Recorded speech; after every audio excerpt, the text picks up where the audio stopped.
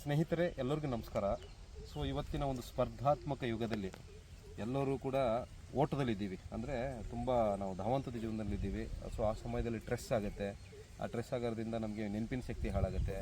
So ಮಕ್ಕಳು ಅಷ್ಟೇ, ಸುಮಾರು ಜನ ಈ ಮೊಬೈಲಲ್ಲಿ ಜಾಸ್ತಿ ಸ್ಕ್ರಾಲಿಂಗ್ ಮಾಡೋದ್ರಿಂದ ಏನಾಗುತ್ತೆ, ಅವರು ಕೂಡ ಇವತ್ತು ನೆನಪಿನ ಶಕ್ತಿಯನ್ನು ಹಾಳು ಮಾಡ್ಕೊಂಡ್ಬಿಟ್ಟಿದ್ದಾರೆ. ಸೊ ದಯವಿಟ್ಟು ಆ ಥರದ್ದು ಯಾರು ನೀವು ವಿದ್ಯಾರ್ಥಿಯಾಗಿದ್ದು ನೀವು ಆ ಥರ ನೆನಪಿನ ಶಕ್ತಿ ಹಾಳು ಮಾಡ್ಕೊಳ್ಳೋಕ್ಕೆ ಬೇಕಾದಂಥ ಈ ಒಂದು ಫೋನ್ ನೋಡೋದನ್ನ ಕಡಿಮೆ ಮಾಡಿಬಿಟ್ಟು ಈ ಒಂದು ಸಸ್ಯ ಸುಮಾರು ಹೊಲಗಳಲ್ಲಿ ಬೆಳೀತದೆ. ಇದನ್ನ ಹೊಲಗಳಲ್ಲಿ ಹೇಗೆ ಅಂತಂದರೆ ಸುಮಾರು ಜನ ಹೋಗ್ಬೇಕಾದ್ರೆ ಗೊತ್ತಾಗ್ಬಿಡುತ್ತೆ. ಈ ನೋಡಿ ಈ ಥರ ನೀಲಿ ಕಲರು ಅಂದರೆ ಇದೇನಂತಾರೆ ಪರ್ಪಲ್ ಕಲರು ಹೂ ಬಿಟ್ಟಿರ್ತದೆ. ಇದು ಶಂಖಾಕೃತಿಯಲ್ಲಿರೋದ್ರಿಂದ ಇದಕ್ಕೆ ಶಂಖಪುಷ್ಪಿ ಬಳ್ಳಿ ಅಂತ ಹೇಳ್ತಾರೆ ಇದಕ್ಕೆ.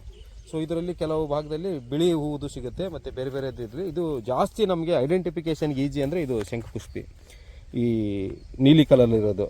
ಸೊ ಇದನ್ನ ಏನು ಮಾಡಬೇಕು ಅಂತಂದರೆ ಇದರಲ್ಲಿ ಕಾಯಿನೂ ಬಿಡ್ತದೆ, ಸಣ್ಣ ಸಣ್ಣ ಹುಳಿಕಾಯಿ ಥರ. ಆ ಥರದ ಕಾಯಿ ಬಳಸಬಾರ್ದು ನಾವು, ಬೀಜನಾಗಲಿ ಕಾಯಿ ಆಗಲಿ.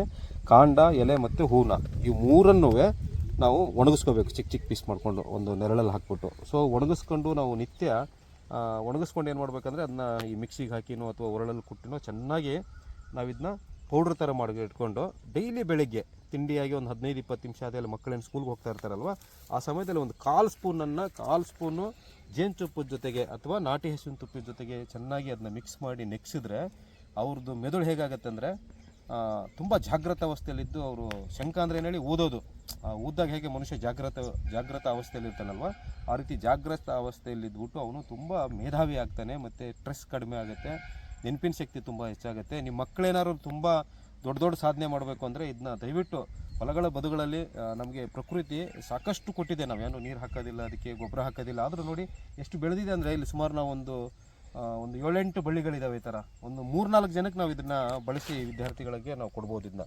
ಸೊ ಇದನ್ನ ಒಂದು 40 ದಿನ ಕೊಡೋದು, ಒಂದು ವರ್ಷಕ್ಕೆ 40-45 ದಿನ ಕೊಟ್ಟು ಬಿಟ್ಬಿಡೋದು, ಮತ್ತು ನೆಕ್ಸ್ಟ್ ಇಯರ್ ಬಂದಾಗ ಒಂದು 45 ದಿನ. ಆ ಥರ ಈ ಪ್ರಕೃತಿಯನ್ನು ಬಳಸ್ಕೊಂಡು ನಮ್ಮ ಮಕ್ಕಳ ಬುದ್ಧಿಶಕ್ತಿಯನ್ನು ಹೆಚ್ಚಿಸೋಣ ಅಂತ ಹೇಳ್ತಾ ಈ ಒಂದು ಶಂಖಪುಷ್ಪಿ ವಿಡಿಯೋ ನಿಮಗೆ ಇಷ್ಟ ಆದರೆ, ಯಾಕಂದರೆ ಸುಮಾರು ಜನ ಇವತ್ತು ಮಕ್ಕಳು ನೆನಪಿನ ಶಕ್ತಿ ಕಳ್ಕೊಂಡಿರೋದ್ರಿಂದ ಹೆಚ್ಚು ಜನರಿಗೆ ಇದು ಉಪಯೋಗ ಆಗಲಿ ಅನ್ನೋ ದೃಷ್ಟಿಯಿಂದ, ಮಕ್ಕಳ ಹಿತದೃಷ್ಟಿಯಿಂದ ಇದನ್ನ ವಿಡಿಯೋನ ಶೇರ್ ಮಾಡಿ ಅಂತ ಕೇಳ್ತಾ ಈ ಸಂಚಿಕೆಯನ್ನು ಇಲ್ಲಿಗೆ ಮುಗಿಸೋಣ ಸ್ನೇಹಿತರೆ. ಎಲ್ಲರಿಗೂ ನಮಸ್ಕಾರ.